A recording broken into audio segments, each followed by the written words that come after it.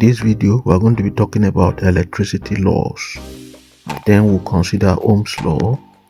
From Ohm's law, we'll move to Kirchhoff's current law. And then we'll go to Kirchhoff's voltage law. So these are some of the things we are going to consider today. And I'm going to show you the in-depth analysis of current electricity. Now, when you look at the key concept of current electricity, you understand the fact that without this particular concept, you see that most of the work cannot be performed today in the world, and hence we have some sources that empowers some of these components to be able to derive their function, and then we'll see some of the key components as highlighted in some of the circuits we're having here today. So stick with us, because in today's video we are going to go into in-depth analysis of current electricity, making it simple for you to understand like a 5-year-old. Now let's begin. These are some of the basic laws used in current electricity. If you observe, you see that electricity laws helps us understand: number 1, current; number 2, voltage; number 3, resistance. I term this to be the triune components of electric current, and this combination helps us to study their behavior of these 3 components. So once you have the combination of this current, voltage and resistance in electric circuit, then there's going to be an action that will take place in the circuit. So let's quickly define each of these particular concepts as captured in this study today. Current. Electric current is the flow of charges in a circuit. Now think of it like water, alright? Water in a pipe. When you look at the pipe in your homes, it is the water that flows through the pipe. So the content or the usable material inside the pipe that flows into your homes is what we call current. Then voltage. For this water to flow through this circuit, there has to be a force, we call it pressure, that will drive this water through the pipe. So the force that drives this water is what we call voltage. It's what we term as voltage. It is the force that drives these charges through this circuit. Then as the charges flow, as water flows through the pipe, there's something that happens. There's going to be an opposition to the flow of the water. Just like your water tap, your controller, you can increase it and you can reduce the water flow, the rate at which water flows through the particular circuit. Hence, your tap control is what we call the resistance. Okay, now it is the opposition to the flow of current. Resistance is the opposition to the flow of current. As the water flows, which is the current, through the circuit, there's going to be a resistance to that particular flow. It is trying to stop the flow of the electric current, which we regard as water in the circuit. Now, you've been hearing me making mention of pipe. Now, the pipe is the circuit. If you observe, the water needs a pipe to flow through. Hence, the current needs a pipe, and the pipe is what we call the circuit to flow through. And that is what you are seeing now. These lines you are seeing are what we call electric circuit, where current can easily flow through. Because for any object to move on earth, either solid, liquid or gas, or even plasma, it needs a path to follow, and that path is what we call circuit when it comes to current electricity. So let's consider our circuit. As you see our circuit, a closed path in which electric current flows, you will now see that there are some components attached to the circuit. this straight line you are seeing is the circuit, and normally what you are seeing are wires, conductors, where current, charges can flow through. Now, in between each of these conductors are other conductors that are connected in between, and these are all related and in which current also flow through. Hence, the first component here is what we call the resistor. It is the opposition to the flow of current. It reduces the rate of flow of current in this particular circuit. Then we have the bulb here. The bulb is regarded as the load. It is the user, the consumer of the current that flows through the circuit. Then we have our voltmeter here. This voltmeter is to measure the pressure, is to measure the amount of voltage that is in the circuit. That is the essence of this. This voltmeter is an instrument that we use in measuring the voltage that is flowing in the circuit. Then if you observe, we say current is also flowing through this particular circuit. So as current is flowing, we will also have an instrument that will measure the rate of flow of current, and that is what we call an ammeter. And if you observe the rate of the connection or the type of the connection, you will see that this is connected in a straight line. So we call this connection series connection. While the voltmeter, you see, is connected in between. So this connection is what we call parallel connection. Then finally, in this circuit, there has to be a source of energy, the source of power, and this is the source of power. This is the source of power. So this material here called battery is what you are seeing here. If it is only one, it is called cell. If we have two of them, we call them battery. Two or more are called battery, the plural form of cell.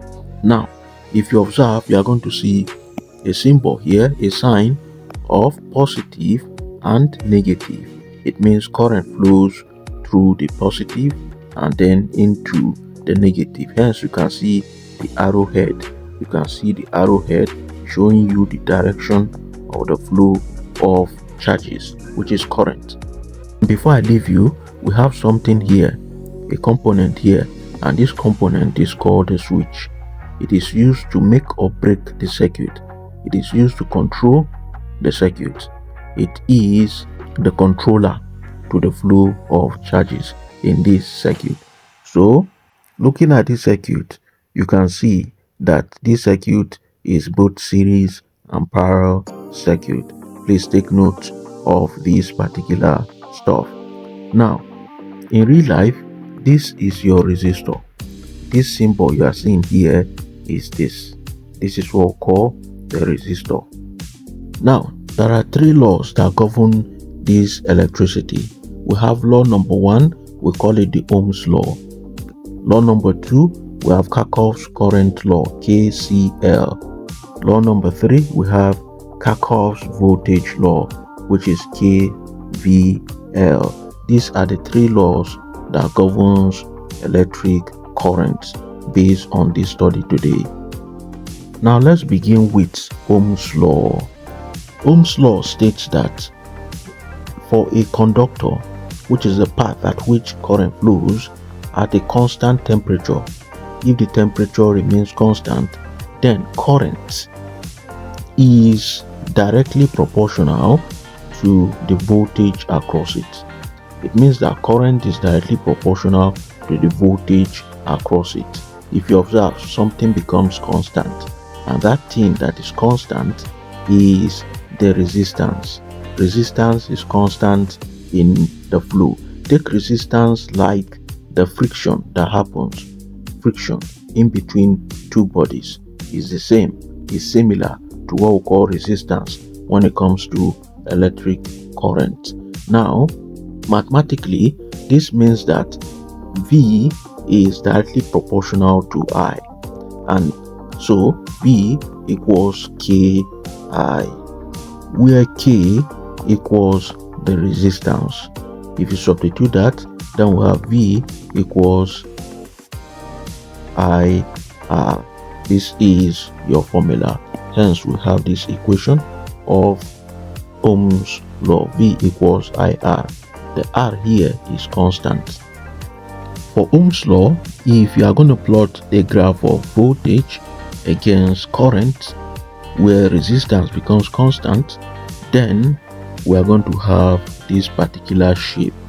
So this is a graph of V against I for a resistance in a straight line. So this is our resistance in a straight line, this is our voltage, and this is our current flowing in the circuit.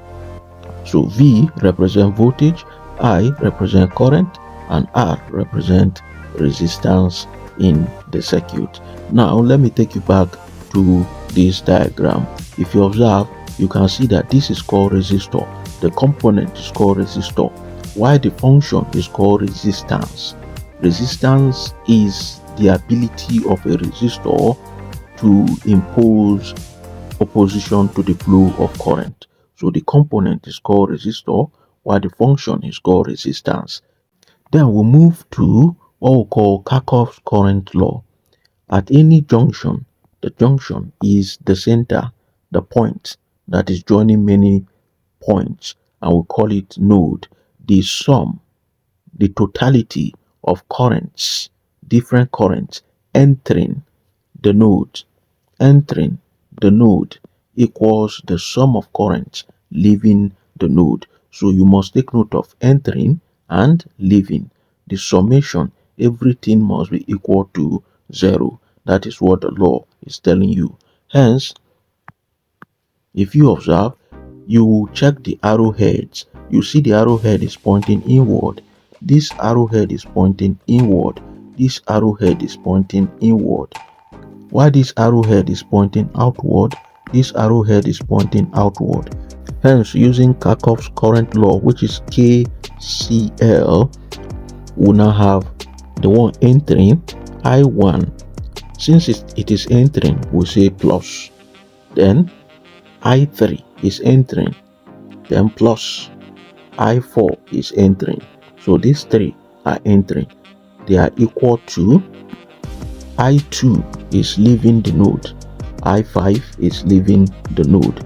So this is equal to this. Hence, summation of entering equals summation of leaving the nodes. Then our next stop is Kirchhoff's voltage law, KVL. It states that in any closed loop, this is a loop that is closed. You can see that there is no switch in this circuit. This circuit is closed. Alright, it means we expect that current will continue to flow in this circuit. In any closed loop, the algebraic sum of all voltages, in this circuit rises and drops. Both rises and drops equals 0. So it means just similar to this, it means entering and leaving. So when you say rise and drops, reduces and increases equals 0. Recall from Ohm's law, we know that V equals IR. Hence, anywhere we see V, we can replace V with IR. It means anywhere we see IR, we can substitute that with V. Is that clear? So this is our R. We have R1 here, and then we have R2 here. Alright, and then we have another voltage here. Are we together? So having these three, you observe current is flowing through each of these. Hence we can say there is a current here and there is a current here, and this current is one that flows through this particular path. Hence we can now say that Vs, alright, then we have IR1, then we have IR2. Is that clear? This is the summation of the voltages. Alright, then these voltages are the ones that gain from this. So there will be a voltage drop here, there will be a voltage drop here, while this is voltage gain. Hence we now know that plus Vs positive gained minus IR1 negative voltage drop minus IR2 voltage drop equals 0. That is what the law is telling us today. Hence, we can say that summation voltages around closed loop will be equal to 0. So that brings us to the comparison table. The law, we have Ohm's law, we have KCL, we have KVL. For Ohm's law, our main idea is that V equals IR, and then summation current entering the node equals to the summation of current leaving the node, and then summation voltage in a closed loop will give us 0. Then where can we use this? We can use them to relate to voltage, current, and resistance in our day-to-day activities, our electric components, our electrical gadgets at home, and in our schools and in other environments. Then KCL at the junction, at the nodes inside the circuit, then around the loops in the circuit. Hence, all these are useful to our day-to-day activities. What are the symbols, key symbols you must know and remember today? You must know that voltage equals V, and V is measured in volts. This is the SI unit. You must also know that current is I, and it is represented by ampere as the SI unit.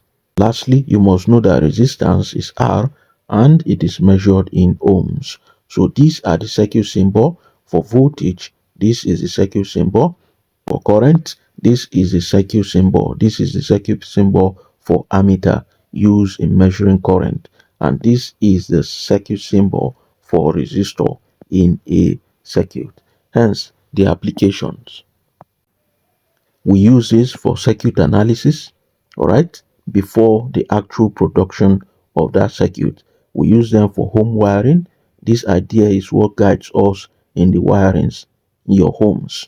Then in electronics, your phone that you are using to watch this video right now, you can see thousands and billions of these components inside that little device you are holding.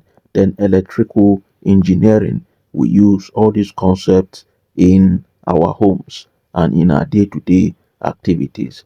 Finally, you should know that these laws are the foundation of basic circuit solving. These are the foundation of basic circuit solving. Whichever circuit you are going to solve, you will derive your formulas from these ones. And without this, nothing exists. So finally, as I leave you, remember this channel is the triune concept. You see that we have 1, we have 2, and we have 3, the triune components. And as you look at this particular circuit, you see that there are some components that are in threes. They are inseparable. They are resistor, voltmeter, and the ammeter. And what are the three concepts here that are also inseparable? We have the resistance, we have the current, and we have the voltage in the circuit. So what do you learn from today's lesson? I want to hear your opinions in the comments. Drop your best part of today's explanation in the comments. And if you have any question concerning Ohm's law, Kirchhoff's current law, and Kirchhoff's voltage law, you can drop them in the comments. I will respond to them as soon as possible. I will see you in my next video.